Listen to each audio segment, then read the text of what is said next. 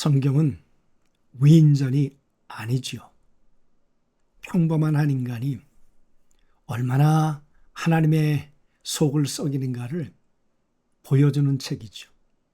그럼에도 불구하고 하나님은 그 인간을 포기하지 않고 끝까지 어떻게 붙들어 주시는가, 그 진짜 하나님의 모습을 우리 가운데 보여주는 책이 바로 성경책이죠. 야곱의 삶을 보면서 좀 아쉽다는 생각을 하지 않습니까? 베델에서 하나님을 만났을 때 그때부터라도 하나님 앞에 기도하는 삶을 살았더라면,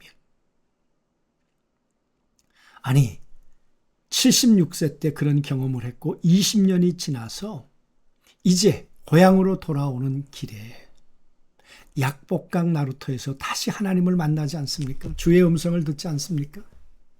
그때 야곱이 결심을 하고 이제부터는 하나님의 음성을 듣고 살아가야 되겠다, 그런 마음을 굳게 다짐하고 그렇게 살았더라면 34장에 이런 비참한 일들이 일어났을까요? 딸 디나가 강간을 당하고 자식들은 살인자가 되고 야곱과 함께한 사람들은 전쟁의 위기 그 앞에서 두려워 떨게 되고 환경, 관계 모든 것이 다 파괴되고 마는 이런 흑암 혼돈 공허를 경험했겠는가 그 말이에요.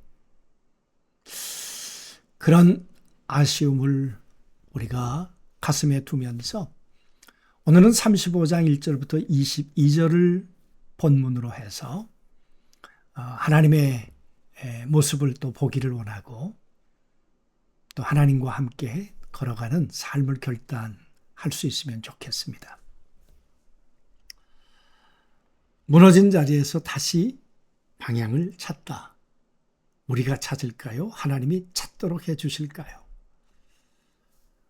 더 나은 삶을 원하면서도 과거의 낡은 짐들을 왜 버리지 못할까? 오늘 35장 1절에 들어오면서 하나님이 야곱에게 올라가자, 베델로 올라가자. 그랬더니 야곱이 뭐라고 말합니까? 환난 날에 나와 함께 해주셨던 하나님께로 베델로 올라가자. 그러면서 여러분 2절에 이렇게 얘기를 합니다. 야곱이 이에 자기 집 사람과 자기와 함께한 모든 자들에게 이르되 너희 중에 이방 신상을 버리고 자신을 정결하게 하고 의복을 받고 입으라. 그 말은 이방 신상이 이 이스라엘 집안에 그리고 함께했던 종들에게 그야말로 깊은 영향을 줬다는 거죠.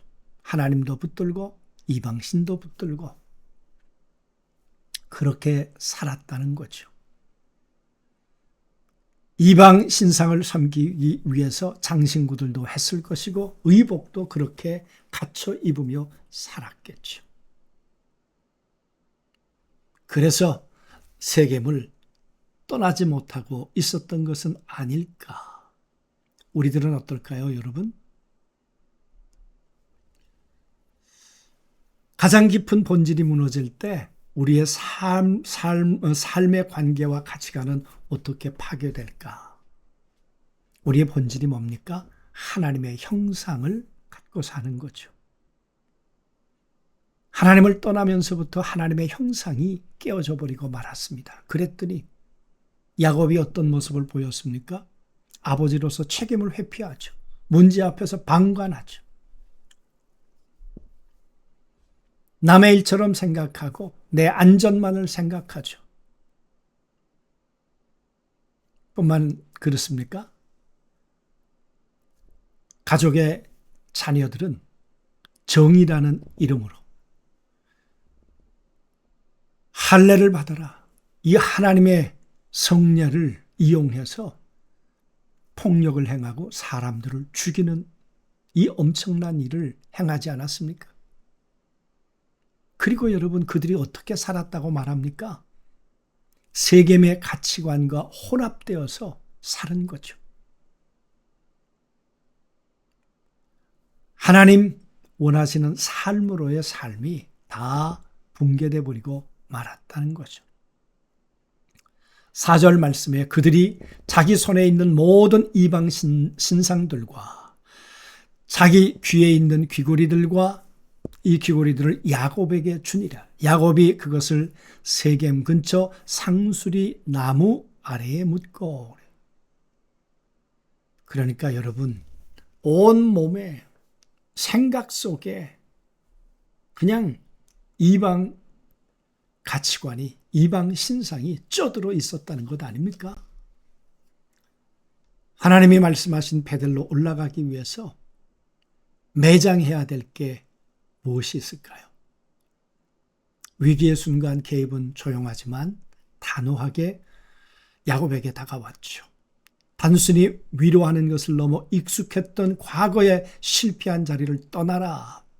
새로운 방향 베델로 올라가자. 진정한 변화는 과거의 낡은 조각들을 상수리 나무 아래 묻는 단절에서부터 시작된다는 거죠. 하나님의 개입은 버림과 이동을 동시에 요구하신단 말이죠. 하나님이 야곱에게 이르시되 일어나 베델로 올라가자. 거기 거주하며 거기서 제단을 쌓으라. 단절과 이동을 명령하신 것이죠. 완벽하지 않아도 괜찮습니다. 당신은 지금, 우리는 지금 올바른 방향을 향해 재설정하고 있는가?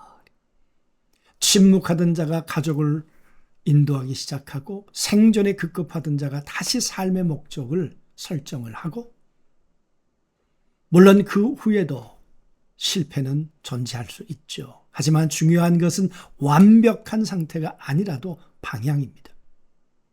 회복은 단번에 이루어지지 않을 수 있습니다.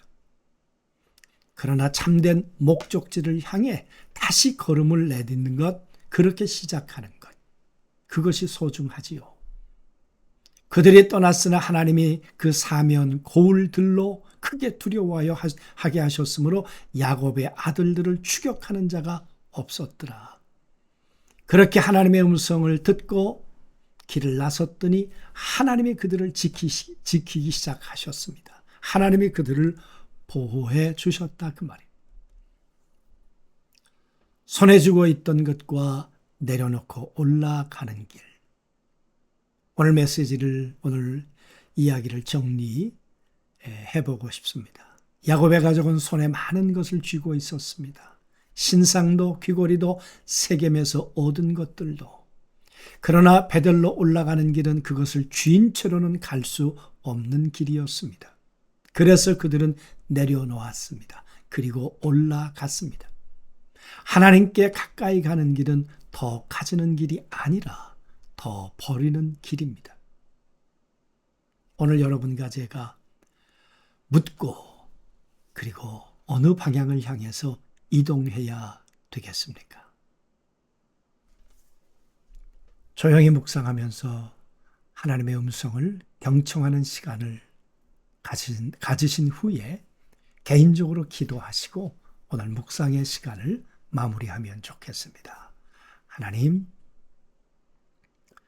묻어야 할 것이 무엇이며 옮겨야 할 것이 어딘지를 오늘 분명하게 설정할 수 있도록 은혜를 허락해 주옵소서.